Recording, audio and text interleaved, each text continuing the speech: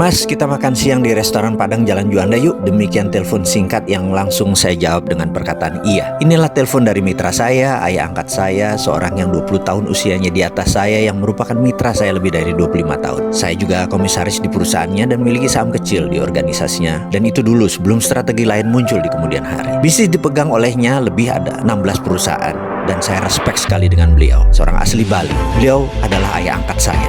Singkat cerita, hari itu kami makan berdua di restoran Padang favorit kami. Dia bercerita sambil makan bahwa 3 bulan ini kami harus pinjam sana sini untuk menutup overhead perusahaan. Saat itu kami memiliki 600 lebih pegawai dengan beban usaha biaya rutin lainnya kurang lebih 1 bulan 5 miliar ongkos yang kami butuhkan. Sudah 3 bulan ini kita pinjam sana sini, demikian dia berkata. Berat dan bener deh, sudah 25 tahun lebih kita berbisnis, kita tidak pernah telat bayar gaji. Dia memulai monolognya dengan nada serius. Kemudian dia berkata, kita ini para direksi dan pemilik harus gulung koming setiap saat, cari cara untuk menghidupkan perusahaan. Dan untuk itu pegawai kita tidak perlu tahu masalah. Namun kali ini berat sekali. Lalu dia menatap saya. Ada saran nggak, Mas? Demikian dia berkata kepada saya yang lagi mengunyah makanan. Saya pun menjawab demikian.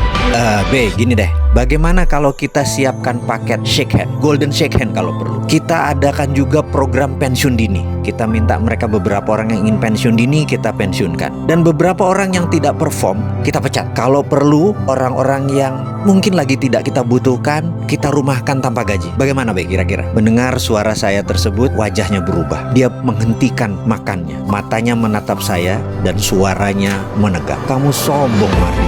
Gak ada rumus pecat karyawan itu. Gak ada yang namanya dirumahkan.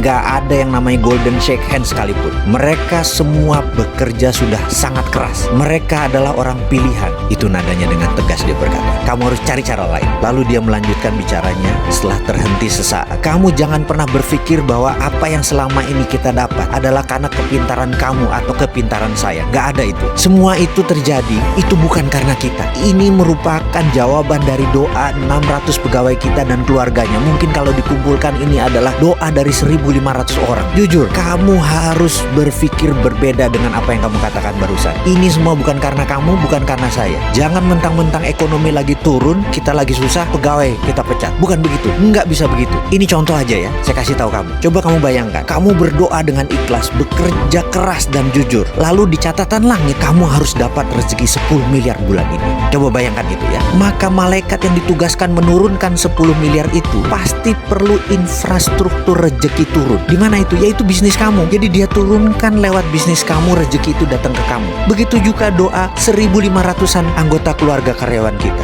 Begitu mereka harus dapat rezeki, di langit mereka tercatat mereka harus dapat rezeki. Maka malaikat itu kan menurunkan melalui perusahaan kita. Itulah yang membuat perusahaan kita berdiri lebih dari 25 tahun. Jadi itu bukan karena kepintaran kamu, bukan karena jabatan kamu, bukan karena saya. Kita ini hanya penyambung jalannya rezeki. Usaha kita itu adalah infrastruktur keluarga pegawai kita untuk rezeki itu turun ke mereka. Faham kamu? Jangan sombong kalau berpikir. Jangan mentang-mentang kamu pemilik. Cabut kata-kata kamu itu. Cari kata-kata lain, cari cara lain. Saya terdiam. Sekali lagi, sudah puluhan kali saya terdiam mendengar monolognya. Saya merenungkan kata-katanya bahwa usaha itu hanya infrastruktur rezeki keluarga kita dan pegawai kita.